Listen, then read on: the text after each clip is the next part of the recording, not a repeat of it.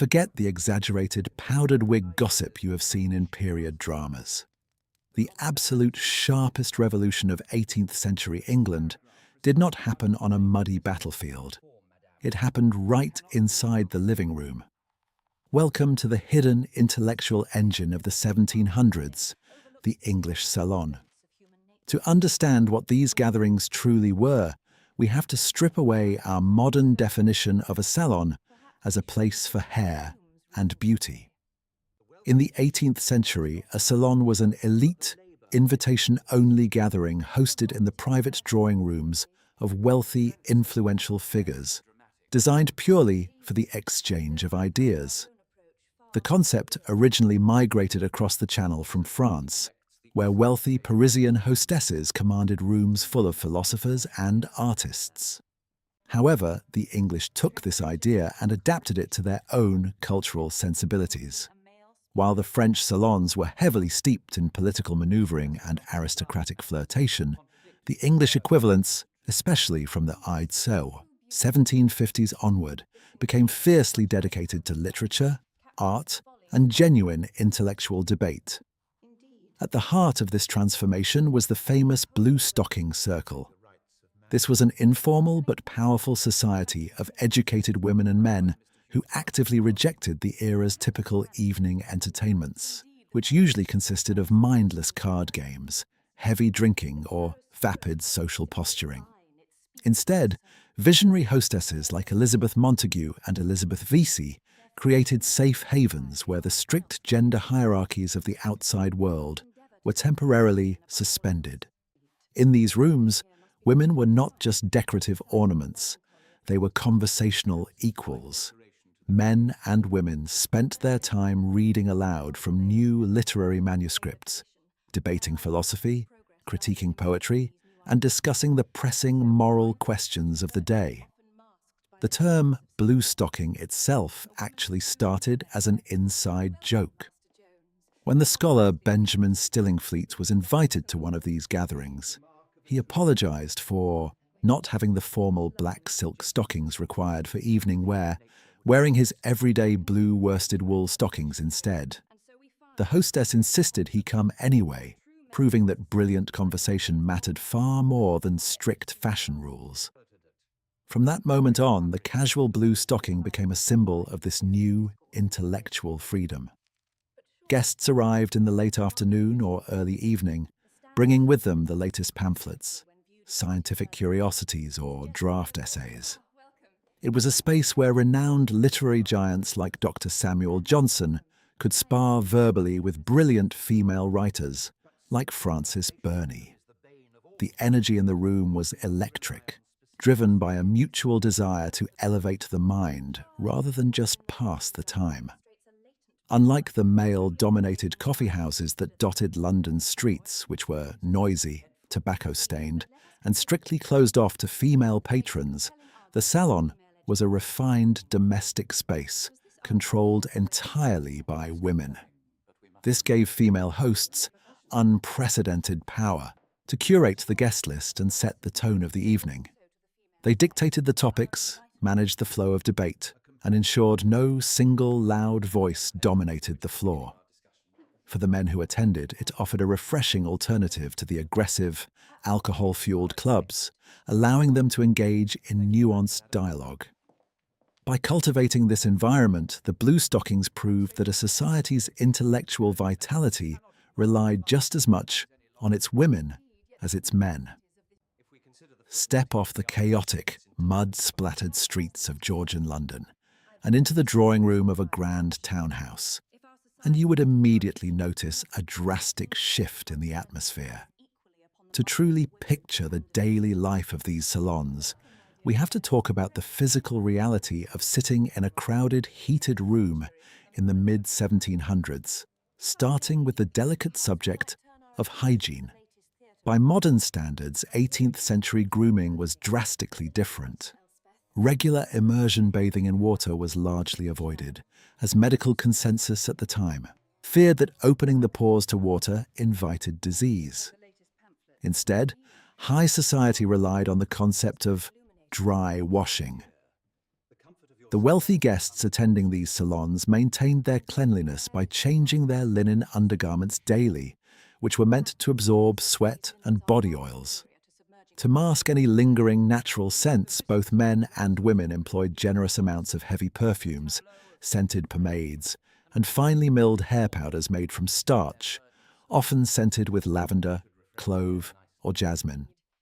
The hostesses, highly conscious of the ambient odor of a packed room, took great care to burn expensive, sweet-smelling beeswax candles rather than the cheap, foul-smelling animal fat tallow candles used by the lower classes. They would also scatter dried rose petals or use aromatic pastilles to keep the air fresh. Once the environment was set, the focus shifted to the hospitality, which was purposefully designed to keep minds sharp rather than induce a food coma. You would not find massive, groaning banquet tables laden with roasted meats here.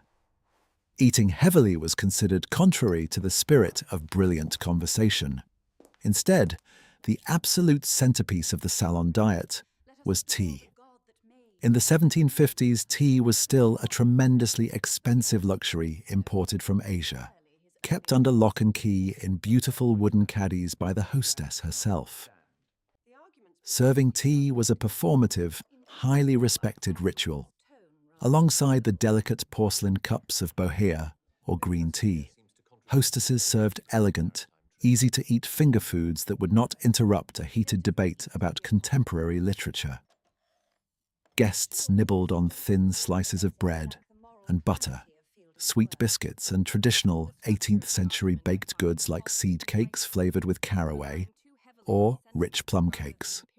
For those wanting a cold beverage, there was lemonade, chilled fruit waters, or orgeat, a popular sweet syrup made from almonds and orange flower water. Occasionally, a light wine or negus, a warm mix of wine, water, sugar, and lemon might circulate, but heavy drinking was strictly banished to avoid the rowdiness found in male-only taverns. The physical layout of the room also dictated the flow of life inside it. While some hostesses arranged chairs in a large, formal semicircle to focus attention on a single speaker or a reading, the brilliant hostess Elizabeth Vesey famously hated this rigid structure. She deliberately scattered her chairs in small, mismatched clusters. This simple interior design choice revolutionized the salon dynamic, encouraging guests to constantly stand up, mingle, and break off into intimate, animated side conversations, turning the room into a vibrant, buzzing hive of uninhibited intellectual energy. What exactly happened during these legendary evenings that cemented their place in history? The true highlights of the 1700s English salon were not scandalous love affairs or political assassinations, but rather the quiet, revolutionary act of launching careers and changing cultural paradigms. The salon functioned as the ultimate 18th century incubator for female talent and progressive thought. In an era where women were legally barred from attending universities and actively discouraged from participating in public intellectual life, the Bluestocking network stepped in to act as an independent literary agency and a robust financial support system. One of the most significant phenomena to happen in these drawing rooms was the introduction and promotion of working-class and female authors who otherwise would never have had a voice. For example, the immensely wealthy hostess Elizabeth Montagu, often dubbed the Queen of the Blues, used her vast fortune and extensive salon connections to champion Anne Yearsley, a literal milkwoman from Bristol who possessed a raw, brilliant talent for poetry. Montagu gathered the most influential critics in her salon, read Yearsley's manuscripts aloud, and aggressively organized subscription campaigns to fund the publication of her work. This was not merely society charity, it was a radical disruption of the male-dominated publishing industry of the Georgian era. Furthermore, these living rooms were the testing grounds for major literary and cultural breakthroughs. It was within these highly supportive, critically sharp circles that young writers like Frances Burney could see their satirical novels celebrated and legitimized by the cultural elite. When Burney anonymously published her novel, Evelina, the fierce, positive debate it sparked inside the Bluestocking salons effectively secured its status as an instant literary masterpiece. Beyond literature, these gatherings hosted prominent artists, scientists, and progressive thinkers of the Enlightenment. The renowned portraitist Sir Joshua Reynolds would frequently be found in a corner discussing the philosophies of visual aesthetics, while historians and moralists debated the absolute necessity of abolishing the transatlantic slave trade, an cause fiercely advocated by Bluestocking women like Hannah More.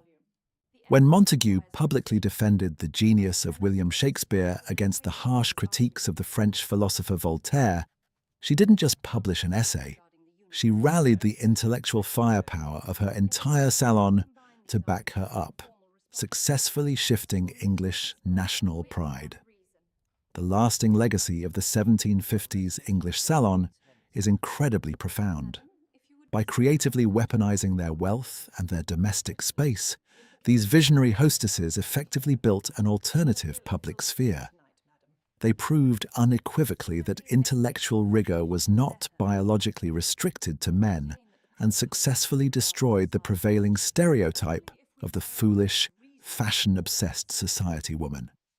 They normalized the radical idea that a woman's mind was her most valuable asset. The Bluestockings laid the crucial foundational groundwork for the organized feminist movements of the 19th century, proving that true societal power did not always require a formal seat in Parliament. Sometimes all it took to change the world was a perfectly lit drawing room, a pot of incredibly expensive green tea, and a circle of brilliant minds willing to finally listen to one another. Share your thoughts on the proposed land reforms. Certainly. I argue that the Enclosure Acts